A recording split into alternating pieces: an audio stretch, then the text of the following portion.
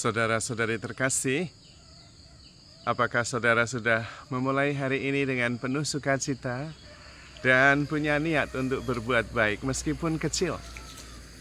Semoga Tuhan memberkati niat baik saudara. Hari ini saya ingin mengajak kita merenungkan tentang peranan kita sebagai pribadi yang bisa mengambil keputusan dan menjadi sumber perubahan. Sehingga sebetulnya saya mempunyai otoritas penuh dikarunia oleh Tuhan untuk menentukan langkah hidup saya, dan langkah itu kemudian mempengaruhi orang lain. Dasarnya adalah Tuhan menciptakan setiap pribadi secara unik. Ini menjadi sebuah pesan dari Tuhan bahwa saya mendapat tugas tertentu yang tidak tergantikan oleh orang lain, yaitu menjadi pribadi penuh versi saya, yang terbaik versi saya. Itulah yang kemudian membaharui, mengubah kehidupan menjadi lebih baik. Dan untuk itu kita diciptakan. Namun seringkali kita sejak kecil, bukan kesalahan kita juga, kita hidup sebagai anggota sebuah kelompok, paling tidak anggota sebuah keluarga. Sehingga ada nilai-nilai yang dimasukkan dari orang tua, dari saudara-saudari, dari keluarga besar. Ini baik, ini tidak baik, ini berkenan, ini tidak berkenan. Dan karena itu kita merindukan konfirmasi, validasi, pengakuan dari orang lain. Nah, pada saat itu sebetulnya kita diminta untuk belajar, mengenali diri, dan kemudian berani mengambil keputusan secara mandiri.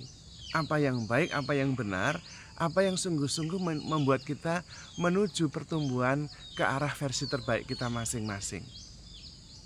Namun pada bagian ini seringkali tidak tercapai, lalu kita hanya sekedar berputar pada pencarian validasi supaya mendapatkan pengakuan, supaya dicintai, supaya belong menjadi bagian kelompok itu. Entah keluarga, entah suku, entah pekerjaan, entah masyarakat di mana tempat kita tinggal.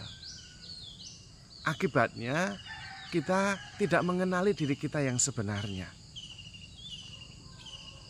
Karena itu ketika ditanya siapakah engkau, yang disebutkan seringkali adalah nama. Nama adalah pemberian orang tua dan pengakuan dari saudara-saudari yang lain bahwa memang itu nama saya. Tapi itu nama, bukan saya yang sebenarnya. Saya lebih dari sekedar nama. Nama adalah sebuah konstruksi psikologis, hasil bentukan dari sejarah. Itu merupakan kisah tentang saya yang kemudian mendapat nama tertentu. Atau kemudian kita menjawab dengan pekerjaan. Pekerjaan bisa berubah. Atau juga menjawabnya dengan dari asal tertentu, lahir di mana, dibesarkan di mana. Tempat juga bisa berpindah, kita pindah ke tempat lain. Dan tentu itu bukan menggambarkan saya secara keseluruhan. Kita perlu menggali lebih dalam lagi siapa itu. Dan itulah yang dikehendaki Tuhan. Bukan bahwa kita kemudian bisa sendirian menjadi berbeda sama sekali lalu jalan sendiri tidak ikut aturan. Bukan itu maksudnya. Tetapi menyadari siapa diri kita yang sebenarnya dan kemudian berani mengambil keputusan untuk mengarahkan hidup kita supaya menjadi versi terbaik kita sebagaimana Tuhan menghendaki. Disitulah kemudian saya membagikan diri saya sebagai pribadi yang bisa mengubah masyarakat, terutama lingkaran terdekat kita sendiri. Karena kemudian kita sudah berani menyadari diri sepenuhnya siapa saya, dan kemudian memancarkan energi positif atas pengenalan diri yang transformatif. Kalau kita mengenal diri kita sebenarnya siapa, itu mempunyai unsur transformatif yang membentuk diri saya menuju perkembangan pribadi terbaik versi saya, dan itu memancarkan energi positif yang pada gilirannya juga mengubah lingkungan di sekitar saya, terutama lingkaran terdekat. Karena kemudian bisa mengerti bahwa saya bukan sekedar pikiran saya bukan sekedar perasaan saya bukan sekedar persoalan saya bukan sekedar nama saya, jabatan saya. Lebih besar dari itu. Dan itu yang kemudian bisa mengatasi semua persoalan yang sifatnya monden, yang sifatnya duniawi, praktis sehari-hari. Karena kemudian saya mengenali diri sebagai energi positif, kasih, citra Allah, kebenaran dan hidup yang powerful sekali. Kalau kita menghadapi persoalan yang begitu berat atau serangan pikiran yang membuat kita muyek, kita bisa menyadari bahwa saya sedang mengalami kesulitan, saya sedang muyek. Nah, kesadaran akan sesuatu yang sedang terjadi itu seperti ada dua pihak, antara saya yang sadar dan saya yang mengalami persoalan. Saya sedang mengalami persoalan begitu muyek dan saya sadar saya sedang mengalami persoalan itu. Nah, siapa yang menyadari itu? Kita yang menyadari itu adalah saya, atau saya yang mengalami itu yang saya? Kesadaran akan saya yang sedang mengalami persoalan itu transformatif sifatnya.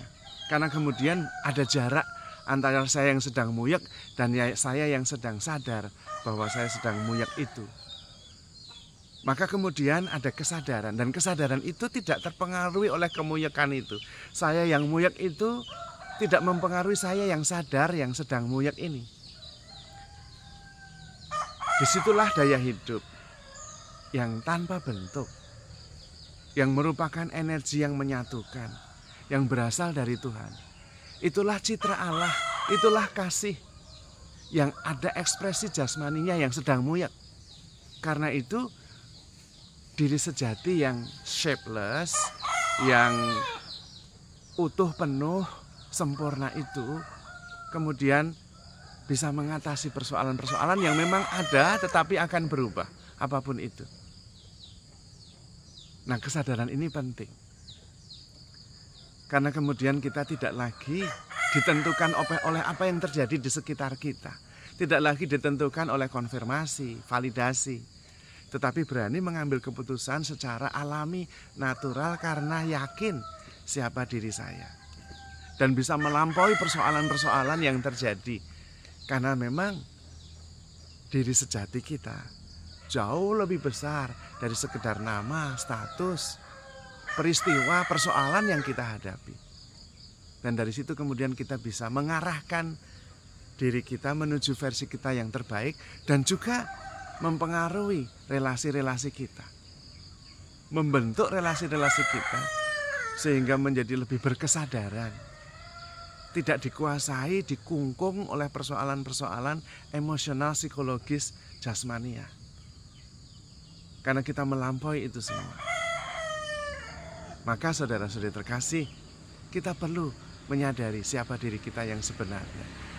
Terutama diri sebagai kesatuan antara badan, jiwa, dan roh.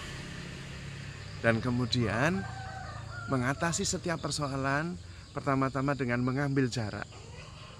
Supaya melihat dengan lebih jernih dan sadar bahwa persoalan-persoalan itu ada tetapi akan hilang. Tetapi saya melampaui semuanya itu dan kemudian bisa mengatasinya. Apalagi kalau kita sadar bahwa sebagai kasih citra Allah, kita selalu bersama dengan Sang Kasih sendiri, yaitu Tuhan.